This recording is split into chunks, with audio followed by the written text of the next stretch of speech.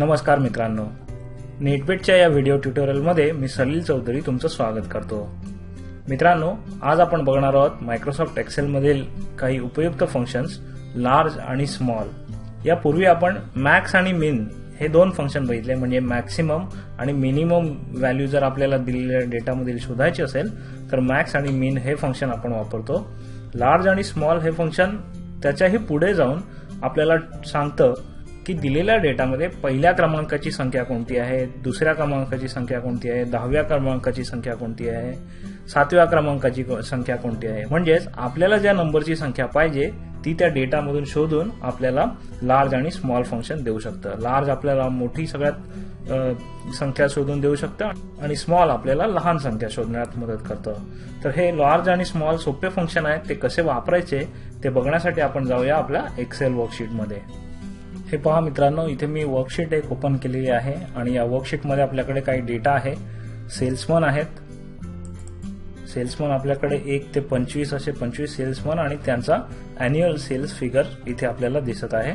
जर आपल्याला या सेल्स पैकी टॉप 3 सेल्स आणि बॉटम 3 सेल्स असे शोधायचे असतील तर त्यासाठी आपण अनुक्रमे लार्ज आणि स्मॉल या फंक्शनचा वापर करू शकतो। कसा ते बघूया। इथे मी एक लार्ज फंक्शन वापरतो आहे, is equal to large large. त्यानंतर ब्रॅकेट सुरू केलं, आपल्याला इथे दोन प्रकारचा डेटा विचारण्यात आलेला आहे। पहिला आहे ॲरे आणि दुसरा आहे के। ॲरे म्हणजे ज्या डेटाबेस मधून आपल्याला संख्या शोधायची आहे ती, तर आपल्याला सेल्सचा डेटाबेस पाहिजे म्हणून मी हा सिलेक्ट केला। इथे बघा C3 to C27 हा पूर्ण डेटा आलेला आहे आणि त्यानंतर कॉमा केल्यानंतर के म्हणजे आपल्याला कितवी संख्या शोधायची आहे। तर या सेल्स मधली लार्ज 1 म्हणजे सगळ्यात मोठी मला संख्या शोधायची आहे। इथे मी 1 असं टाईप करू शकतो किंवा इथे आपण रँकिंग दिलेलं आहे ते रँकिंगच मी निवडतो आणि ब्रॅकेट कंप्लीट करतो।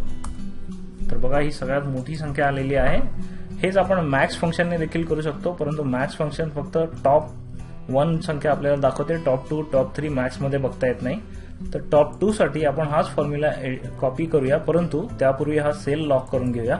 म्हणजे C3 कम्प्युटरवर आपण F4 बटन दाबलं की हा लॉक होईल। C3 आणि C27 मधील डेटा हा लॉक झालेला आहे आणि आता मी एंटर केलं। आता हा फॉर्म्युला कॉपी करण्यासाठी रेडी आहे। आपण कॉपी करूया, इतर दोघांमध्येही पेस्ट करूया। पेस्ट केल्यानंतर बघा इथे आपोआप दुसऱ्या क्रमांकाचा सेल आणि तिसऱ्या क्रमांकाचा सेल इथे आलेला आहे। लार्ज हे फंक्शन वापरून फक्त 1 2 3 नव्हे तर कितीही नंबरचा डेटा आपल्याला शोधता येईल। उदाहरणार्थ समजा मला इथे 3 च्या ऐवजी 7 क्रमांक पाहिजे, 7वा सगळ्यात मोठा सेल पाहिजे असेल तर मी इथे के च्या जागी 7 असं टाईप करेन, तर बघा ही 7वी सगळ्यात मोठी सेल्स व्हॅल्यू इथे आलेली असेल। आता मी कंट्रोल Z करतो।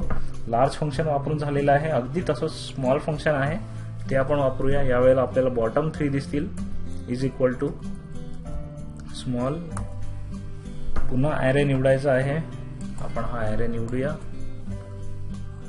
त्यानंतर या ॲरेला आताच लॉक करूया आपण F4 की वापरून आणि आता पुन्हा आपल्याला इथे संख्या द्यायची आहे, के म्हणजे कितवी व्हॅल्यू आपल्याला शोधायची आहे। एंटर केलं मी, तर बघा ही बॉटम 1 बॉटम 2 आणि बॉटम 3 आता इथे आपल्याला दिसू लागेल। तर अशा प्रकारे आपण लार्ज आणि स्मॉल हे फंक्शन वापरून दिलेल्या डेटामधील एक्झॅक्टली आपल्याला पाहिजे त्या क्रमांकाची संख्या शोधू शकतो। तर मित्रांनो, हे फंक्शन जिथे मिनिमम आणि मॅक्सिमम आपल्याला कामी येणार नाही त्या ठिकाणी आपल्याला स्मॉल आणि लार्ज हे फंक्शन वापरावे लागतील। हे शिकून घ्या, याचा सराव करा आणि ते जेव्हा तुम्हाला आवश्यकता भासेल तेव्हा जरूर वापरून बघा। धन्यवाद मित्रांनो, नेटबीटच्या माध्यमातून विविध प्रकारची उपयोगी माहिती मराठीत आणण्याचा आमचा नेहमीच प्रयत्न असतो आणि त्यासाठी आम्ही व्हिडिओज बनवत असतो, लेख लिहित असतो आणि इतर ट्युटोरियल्स देखील बनवत असतो। यूट्यूबच्या माध्यमातून आम्ही केलेलं हे काम तुम्हाला आवडत असेल तर या चॅनलला जरूर सबस्क्राईब करा। तुमच्या मित्रांना आणि सहकाऱ्यांना या चॅनलबद्दल जरूर माहिती द्या।